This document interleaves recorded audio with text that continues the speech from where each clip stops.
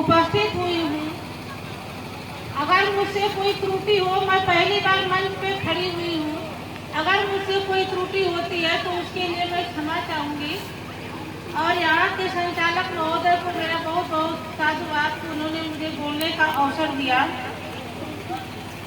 तथागत गौतम बुद्ध के चरणों में श्रद्धा का सुमन अर्पित करते हुए बोधिसत्व भीमरत्न बाबा भीमराव अंबेडकर जी के चरणों में श्रद्धा सुमन अर्पित करते हुए तथा आज हम लोग सावित्री बाई के जन्मदिन पर यहाँ उपस्थित हुए हैं, उनके चरणों में भी श्रद्धा सुमन अर्पित करते हुए तथा अपने समाज में जन्मे सभी महापुरुषों के चरणों में श्रद्धा सुमन अर्पित करते हुए आप लोगों के सामने मैं ज्योतिबा की पत्नी सावित्री बाई फूले जी के बारे में कुछ थोड़ा बहुत जो जानती हूँ उसे कहने की कोशिश करूँगी।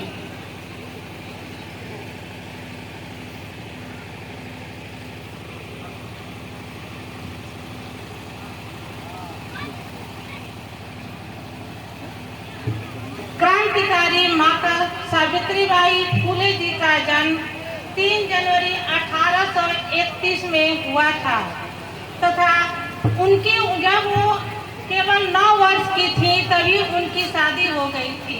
एक उनके बचपन की घटना है कि जब सावित्री बाई फूले छोटी थी तो वो एक इंग्लिश की किताब जिसे हम अंग्रेजी की किताब कहते हैं उसका पन्ना पलट रही थी। तभी उनके पिताजी वहाँ पर आते हैं और उस किताब को छीन करके उनके हाथों से फेंक देते हैं। सावित्री बाई फूले को बहुत कष्ट होता है तो उनके पिताजी कहते हैं कि बेटा इस किताब को केवल सवर्ण यानी बड़े लोग ही पढ़ सकते हैं, क्यों उनमें भी उनको पुरुषों को पढ़ने का अधिकार है, महिलाओं को नहीं। तो जब सोच लीजिए कि सवर्ण की महिलाओं को पढ़ने का अधिकार नहीं था तो मुझे कहाँ से होता। इसी बात को सावित्री बाई फूले के मन में एक जगह यह भाव बनी रही कि क्या हम औरतें कोई कार्य नहीं कर सकते। जब सावित्री बाई फूले जी का विवाह 9 वर्ष की अवस्था में ज्योतिबा फूले जी के साथ हुआ तब उन्होंने ज्योतिबा फूले जी भी कोई अधिक पढ़े लिखे व्यक्ति नहीं थे, केवल वे 3री कक्षा पास थे। फिर भी वो मराठा के बहुत ही जानकार व्यक्ति थे और वे समाज सुधारक थे।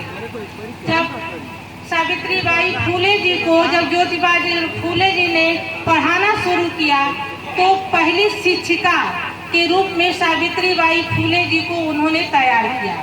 जब सावित्री बाई फूले कुछ बालिकाओं को पढ़ाने के लिए घर से बाहर निकली तो उनके ऊपर कीचड़ फेंके जाते थे। फिर भी सावित्री बाई फूले उन चीजों से हार नहीं मानी और अपने साथ एक साड़ी एक्स्ट्रा लेकर के जाती थी ताकि उनके कपड़े जब गंदे हो जाते थे तो सावित्री बाई फूले अपना कपड़ा बदलने के बाद फिर वह दोबारा अपना उस शिक्षण कार्य में लग जाती थी।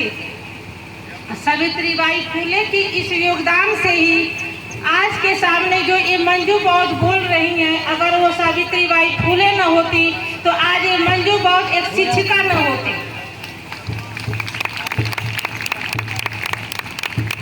आज एक शिक्षिका होने की मैं बेसिक परिषद की प्रधानाध्यापिका हूँ, इसलिए मैं ये कहती हूँ कि हमारे समाज में मुझे एक प्राइमरी लेवल की टीचर होने के कारण मैं आप लोगों से एक विनती करूंगी कि हमारे समाज के लोग जो प्राइमरी स्कूल में आपके बच्चे पढ़ते हैं, मैं अपने दर्द को बयां कर रही हूँ कि हम जब जिस विभाग में हम सर्विस करते हैं मुझे क्या दर्द है अपने समाज से। आज मैं उस दर्द को आप लोग के सामने बयां करूंगी क्योंकि जब मैं स्कूल जाती हूँ मेरे स्कूल के अंदर अगर अपर के 2 बच्चे हैं, जनरल के 2 बच्चे एडमिशन लिए हैं और हमारे समाज के 20 बच्चे एडमिशन लिए हैं, वो अपर वाला गरीब भी है और हम भी गरीब हैं, लेकिन उसका बच्चा कभी विद्यालय में एब्सेंट नहीं होता है और हमारे बच्चे रोज बहाना करके एब्सेंट होते हैं। हम यहाँ की सभी उपस्थित माता पिता से मेरा अनुरोध है कि आप अपने बच्चे को अगर अच्छे स्कूल में पढ़ाते हैं तब तो बहुत ही अच्छा, लेकिन अगर आप प्राइमरी स्कूल में आपका बच्चा जाता है पहनता है तो आप ध्यान दीजिए उसे कि आप उसके अभिभावक में प्रथम गुरु एक माता पिता ही होता है, शिक्षक नहीं होता है। शिक्षक दूसरा गुरु होता है। बच्चे जिस परिवेश से उठते हैं बच्चा वैसा ही बनता है जैसा आप चाहेंगी। अगर आप सुबह उठती हैं, अगर बच्चे से पढ़ने की बात करेंगी, उससे प्रेम से बात करेंगी, गाली शब्द मत दीजिए। आपसे मेरी विनती है, मेरे समाज में बच्चों के साथ गालियों से बात की जाती है। माताएं बहनें, आपसे मेरा अनुरोध है और मेरे दिल का ये दर्द है कि मेरे समाज की औरतें अपने बच्चों को गाली देना बंद कर दें। जैसे वो अपने बच्चे को बेटा कह के सुबह जगाते हैं, मेरे पास संपत्ति नहीं है, मेरे पास संपत्ति नहीं है, लेकिन मेरे पास दिल है, मेरी जुबान है। जिस जुबान से हम किसी को अपशब्द बोल सकते हैं, उस जुबान से हम मीठा भी बोल सकते हैं। तो हम यही चाहेंगे कि बच्चों को आप सुबह से समय से जगाइए।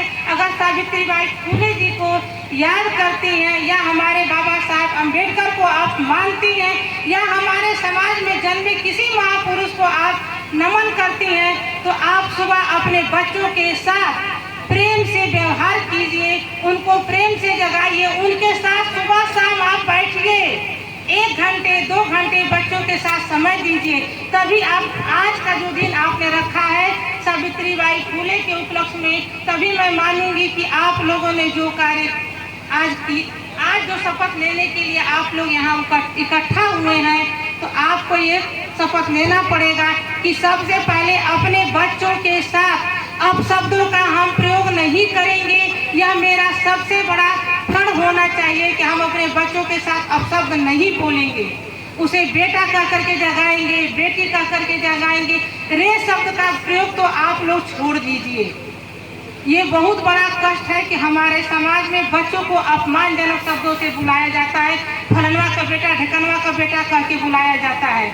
उस बच्चे के नाम से बुलाइए, उस बच्चे को प्रेम से बुलाइए, उस बच्चे के साथ आपके पास जो भी हम बहुत जानकार तो नहीं है, लेकिन जो हम जानते हैं उस बच्चे तक देने का प्रयास कीजिए कि मेरा बेटा है। अगर बेटा आप पढ़े हैं, 10 तक ही पढ़े हैं, 5 तक ही पढ़े हैं, गिनती पढ़ाना तो आप जानती हैं। अगर आपका बच्चा स्कूल नहीं जा रहा है तो क्यों नहीं जा रहा, टीचर से मिलिए। उनके अभिभावक को हम लोग पेरेंट्स टीचर मीटिंग में बुलाते हैं, अभिभावक पेरेंट्स टीचर मीटिंग में नहीं जाते हैं। हम उनकी गलतियों को बताना चाहते हैं। हमारा समाज का, हमारा ये स्कूल से कोई मतलब नहीं है। हमारा मतलब ये है कि हमारे बच्चे को सुधारना है। सुधारने के लिए आपको लगना पड़ेगा, तभी हमारे घर घर में अम्बेडकर पैदा करना है, जो सावित्रीबाई फुले पैदा करना है। अगर आपको, तो आपको लगना होगा, क्योंकि हमारे समाज में देखिए 2 ही सर्विसें हैं, एक चपरासी, एक शिक्षक। कोई बड़ी सर्विस हमारे समाज वालों को रेयर केस में 100 में 2-4 लोगों को मिली है। लेकिन हम यही चाहेंगे कि हमारे समाज से IAS निकले, जज निकले, ताकि हमारे यहाँ जो समस्याएं आती हैं उनको वो समाधान करने में सक्षम हो। इसी के साथ मैं अपनी बातों को विराम देती हूँ। बहुत बहुत साधुवाद। जय हिंद, नमो बुद्धाय।